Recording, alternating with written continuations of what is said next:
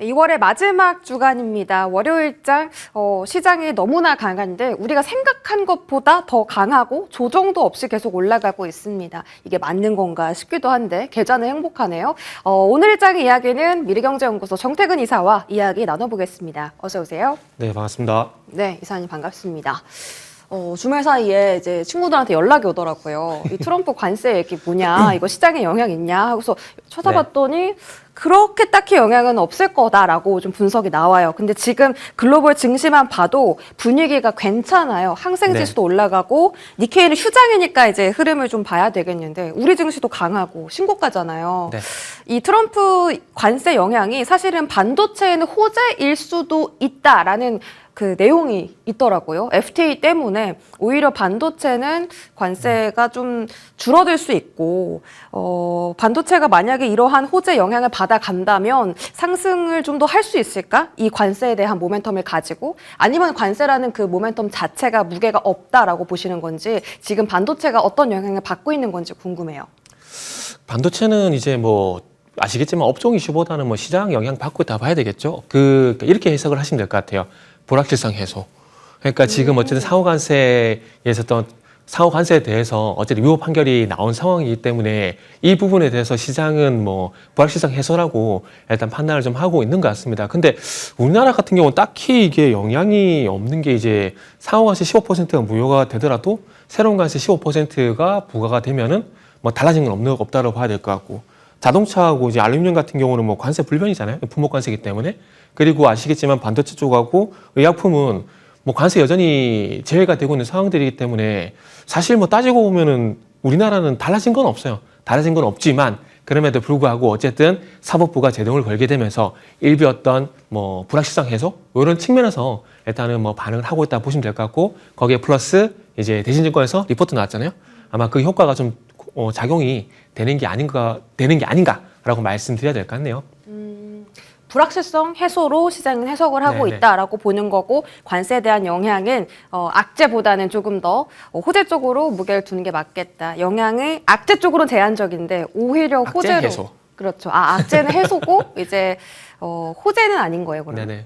그러면 그냥 0이네요, 제로네요. 그렇죠. 왜냐하면은 이게 원래 호재가 아니었잖아요. 원래 관세란 게 악재였잖아요. 근데 그게 없어지는 거니까 악재 해소. 그렇게 해석이 되는 거죠. FTA 쪽으로도 뭔가 수혜가 있을 수 있다라고 분석이 있어서 여쭤본 거였는데 아직 그건 좀 시장을 좀 리듬을 읽어야 되겠네요. 아마 계속 트럼프가 딴지 걸지 않을까요? 알겠습니다. 네. 반도체 투톱이 오늘 또 그 수급적으로 좀 갈려요. 삼성전자는 네네. 외국인이 팔고 SK 하이닉스는 외국인이 사거든요. 그냥 단순히 가격적으로 삼성전자가 많이 올랐기 때문에 매물 출회하는 건지 그냥 차익 실현하는 건지 하이닉스를 더 올리겠다라는 어떤 굳건한 의지라고 해석을 해야 될까요? 오늘 이 다른 수급은 어떻게 보세요? 일단은 뭐 결론적으로 말씀드리면은 뭐 순환매라고 봐야 되지 않을까라고 생각이 들어요. 뭐 리포트 내용이라든지 최근에 뭐 보시면 아시겠지만 오늘도 삼성전자 파운드리 뭐 수율 올라간 부분들도 얘기가 나오고 있고 그리고 디램이 이제 1등 자리 다시 찾아왔잖아요. 그래서 그런 부분들 감안해 보게 되면 삼성전자가 우위에 있다고 보는 게 맞지만 글쎄요 지난주 이제 금요일부터 이제 블랙록에서 지분 인수했다는 얘기 나오고 난 뒤부터 좀 수급에 좀 변화가 좀 생기더라고요.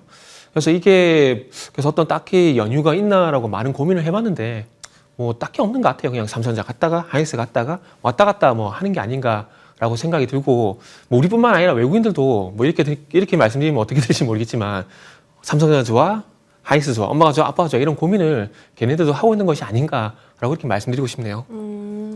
둘 다 좋다는 거네요, 결국은. 네, 그렇죠. 네, 반도체 랠리가 어디까지 갈지 기대되고 네. 이제는 정말 소부장에 대한 쪽으로 시선을 돌려야 되나 싶은 게 이 캐펙스 확대 얘기가 사실은 네네. 그 삼성전자도 그렇고 하이닉스 컨콜에서 계속 나왔던 얘기예요, 1월부터. 우리가 생각했던 것보다 지금 선제적인 투자가 이루어지지 않고 있는데 캐펙스가 확대되면 뭐 당연히 소부장 기업들 실적 잘 나올 거고 근데 이게 지금 주가에 미리 반영이 되고 있는 거예요? 네네. 아니면 아직 시작도 안 한 거예요? 이게 그런 얘기가 나올 수밖에 없는 게 그게 신규 투자는 이제 테일러팸 얘기만 나오지 이제 우리가 알고 있는 평택 P4라든지 P5 쪽 같은 경우에 물론 P5 같은 경우에 신규 증설이긴 하지만 아직까지는 어찌 보면 전환 투자잖아요. 기존에 범용 디램 생산하던 것들을 이제 HBM 생산 전용 라인으로 교체 그러니까 전환을 하는 거잖아요. 그러다 보니까 아마 방금 말씀하신 그런 얘기가 나오는 게 아닌가라고 생각을 하고 있습니다. 하지만 어쨌든 뭐 테일러 팹이라든지 그리고 이제 용인 팹이라든지 신규 증설에 대한 얘기가 있기 때문에 그런 부분들 감안해 보게 되면 그동안 말씀드렸던 종목들 네. 보시면 될 것 같아요. 아마 다들 알고 계실 것 같고 이제 수연앵커도 얘기했을 것 같아요. YC 기억나요, YC? 네, 원희가 IPS, 테스, 유진테크, PSK, 거기다가 SNS텍, FST 다양한 종목 되게 많이 했잖아요. 너무 많이 올라서 네. 혹시 실적을 중심으로 봤을 때 흑자 전환을 네. 기점으로 좀 더 강한 탄력을 보일 수 있는 소부장 종목도 있어요? 단연 원익 IPS가 실적이 좋을 거고요. 그리고 이제 뭐 테스도 마찬가지. 테스 같은 경우는 전환 투자, 신규 투자 모두 이제 가능한 범용 장비를 공급을 하고 있기 때문에 지금 2020년도도 투자가 진행되고 있고 내년 같은 경우 투자가 진행될 거기 때문에 일단은 뭐 실적에 대한 고민도 분명히 해야 되겠지만 이게 개인적으로 우선순위 측면에서 봤을 때 일단 어쨌든 뭐 투자 얘기가 나왔을 때 그러니까 작년 9월 달에 테일러 팹 얘기가 나오게 되면서 강했던 종목들 있잖아요. 그쪽으로 일단 우선적으로 보시면 뭐 될 것 같아요. 그러고 난 다음에 뭐 시장에서도 픽을 해주면은 그때는 뭐 또 따라가도 되지 않을까요? 네, 네. 알겠습니다. 원익 IPS, 테스, PSK 세 종목은 정말 작년부터 꾸준히 말씀해 주셨고 계속 실적에 대한 측면 통해서 종목들이 성장할 거다라고 말씀해 주셨어요. MLCC가 와 진짜 궁금한데요. 삼성전기 지금 13% 급등하면서 43만 7천 원 걸어가고요. 보시는 것처럼 이제 삼성전기 혼자가 아닌 게 아니라 네. 다른 MLCC 관련주 또 삼성전기에 납품을 하는 업체들까지 같이 좀 급등을 네네. 시도하고 있어요. MLCC 가격 높아진다. 알겠습니다. 지금 메모리 업황 호재 때문에 이 투톱이 올라가는 걸 보고 시장에 뭔가 학습을 한 것 같거든요. MLCC도 네. 저렇게 가겠다. 근데 이게 주가가 사실 너무 높은 위치에 있는 건 아닌가 우려도 돼요. 낸드나 디램가가 올라간 것만큼 지금 MLCC가 올라간 건 아니잖아요. 지금 구간이 고점이라고 보시는지 아니면 조금 더 조정을 기다린 다음에 접근해도 괜찮은지 궁금해요. 사실 지금 뭐 사막 콘덴서하고 그다음에 삼성전기를 보게 되면은 사실 기술적으로 봤을 때는 지금 자리에서 사실 접근하고 싶진 않아요. 지난주 목요일 날 변동성이 커졌을 때 뭐 지나고 나서 그런 얘기는 뭐 누가 못하냐고 할 수 있지만 지난주 목요일 날 변동 이렇게 삼성전기가 주가가 이렇게 가다가 지난주 목요일 기점 이렇게 바뀌었잖아요. 기울기가. 그러니까 그때 들어가는 게 일단은 맞다라고 생각이 들고요. 사막 콘덴서도 뭐 급등 나오는 자리에서 글쎄요, 뭐 저는 들어가기가 좀 부담스럽긴 합니다.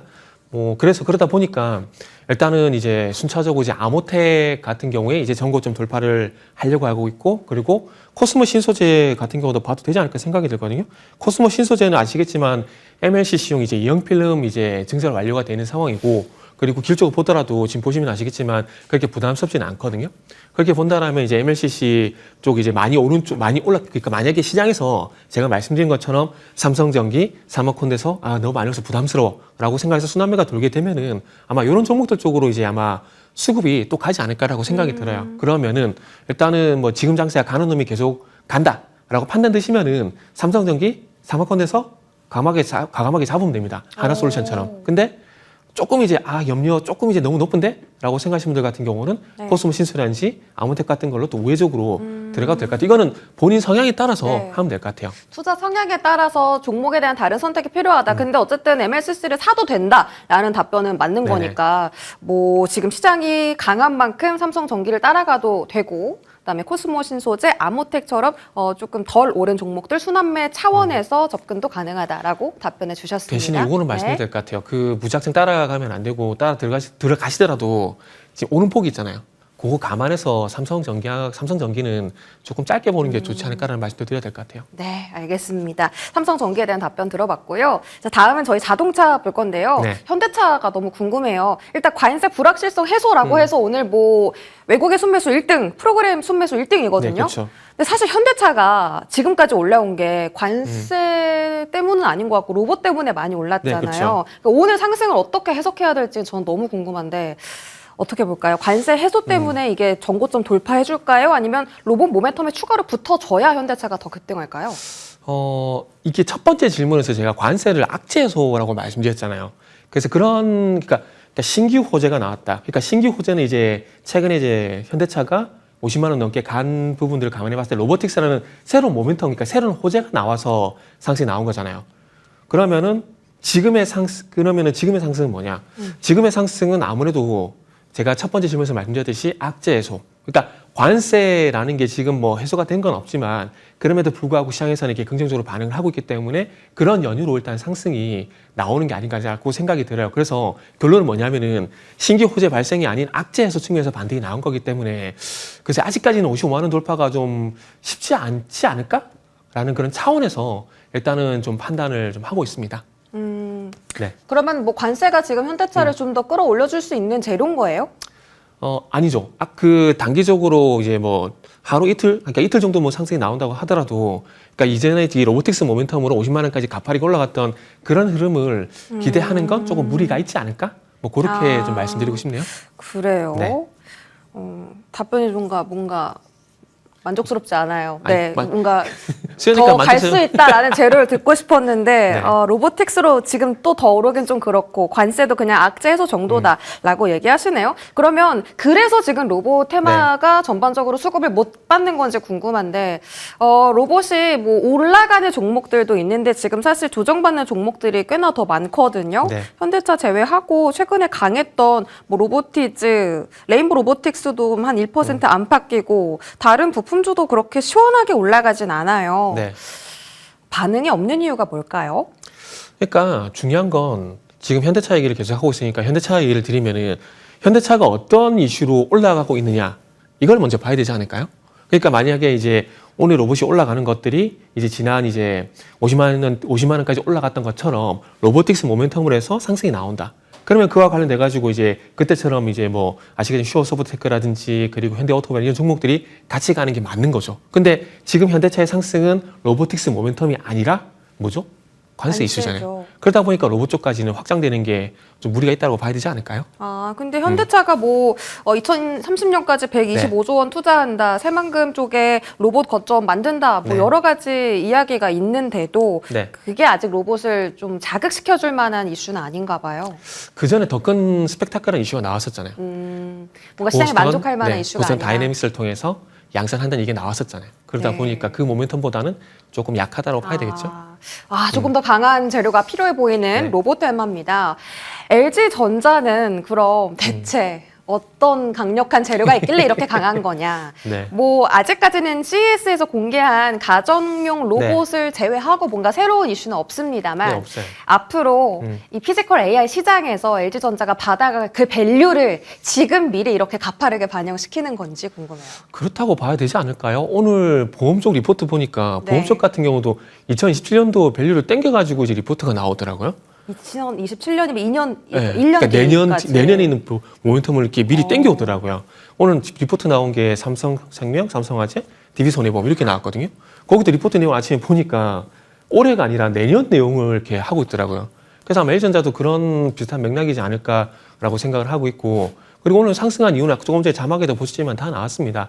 1분기 때 실적 예상치보다 더 좋아지게 되고, 그리고 피지컬 AI 관련돼 가지고 모멘텀도 있는 그런 상황들이고, 그리고 다 보니까 최근에 LG 디스플레이까지 똑같이 로봇 모멘텀이 나오고 있잖아요. 로봇에 이제 OLED 패널을 공급하지 않을까라는 그런 이슈 때문에 상승이 나오고 있는데 결국 로봇이라고 봐야 될 것 같아요. 그러면은 이 모멘텀을 가지고 그러니까 추세적인 상승이 아니라 그동안 하락에 나왔었다가 이제 돌리는 그런 느낌이잖아요. 그러면 올라갈 때마다 이제 중요한 가격대가 분명히 있을 거거든요.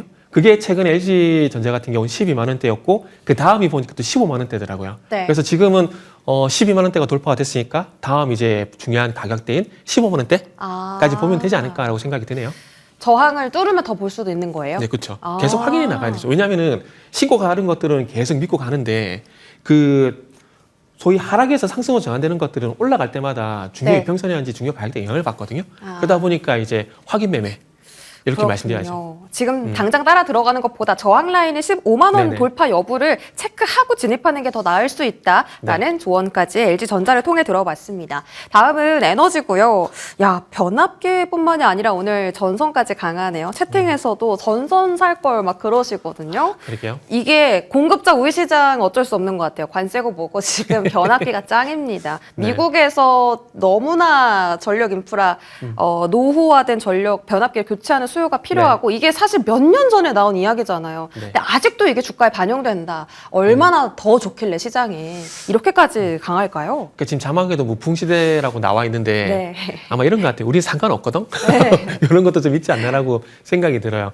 그리고 뭐 전력 설비 관련돼 가지고 뭐 뉴스 검색한지 뭐 리포트 검색한 많은 내용들이 나오잖아요. 나오고 있는데 결국 중요한 건 그러니까 송전망 프로젝트 관련된 어떤 이제 수주가 끊임없이 계속 이루어지고 있는 그런 상황들이고 그리고 매출보다 영업이익의 어떤 개선 속도가 더 빠르다라는 거죠. 예를 들게 되면은 현대일렉트릭 같은 경우에 작년 매출을 보게 되면은 전년 대비해서 22% 성장이지만은 영업이익은 40% 넘는 성장이 나오고 있거든요. 그러니까 결국 이런 것들이 아직도 여전히 좋네.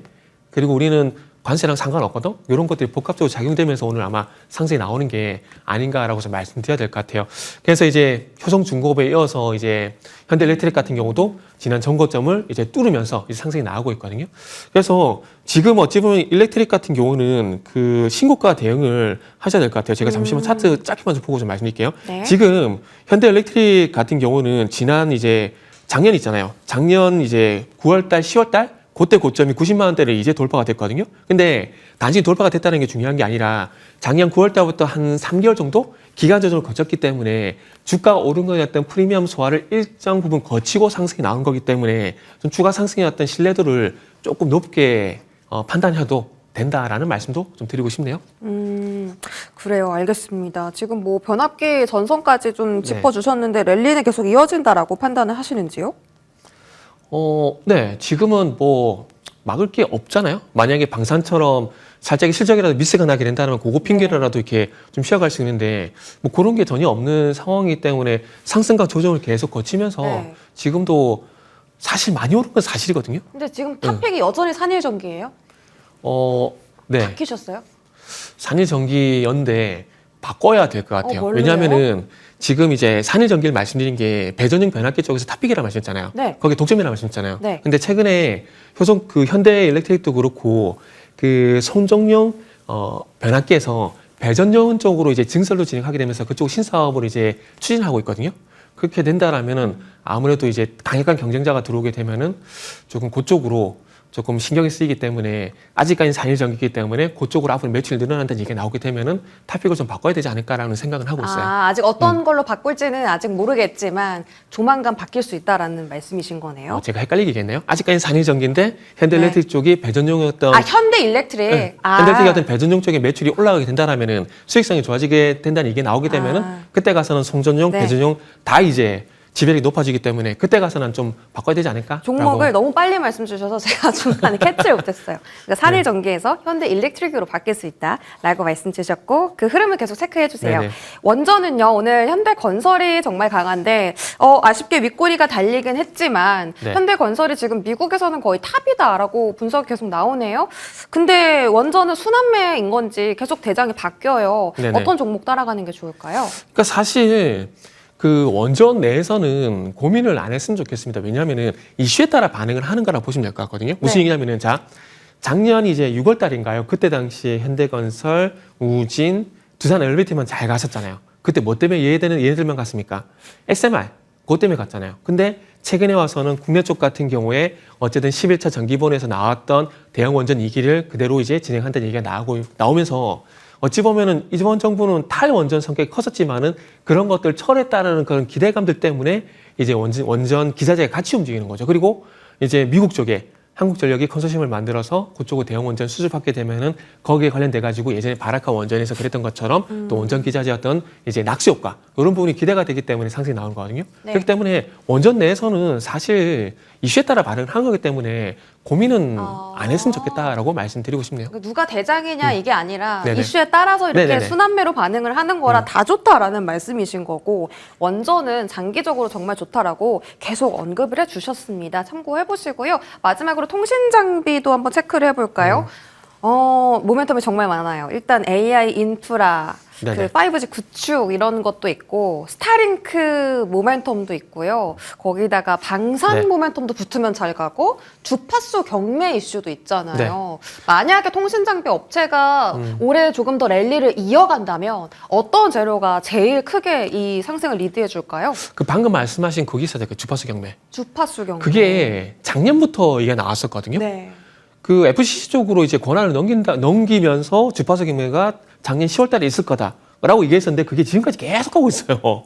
작년 초부터. 네. 그래가지고 그러다 보니까 주목을 좀 못 받고 있다는 생각이 들거든요. 그러다 보니까 일단은 어쨌든 주파수 경매가 마무리가 되게 되면은 뭐 아까 조금 얘기했던 변압기처럼 또 이제 새로 신규 이제 투자해 나갈 거 아니에요. 그러면 아마 호재가 될 것 같은데 그래서 일단은 주파수 경매가 일단 가장 중요한 이슈다라고 네. 말씀을 좀 드리고 싶네요. 아, 알겠습니다. 통신장비 지속적으로 또 봐야겠네요. 미래경제연구소 정태근 이사와 함께 하셨습니다. 고맙습니다. 네, 감사합니다.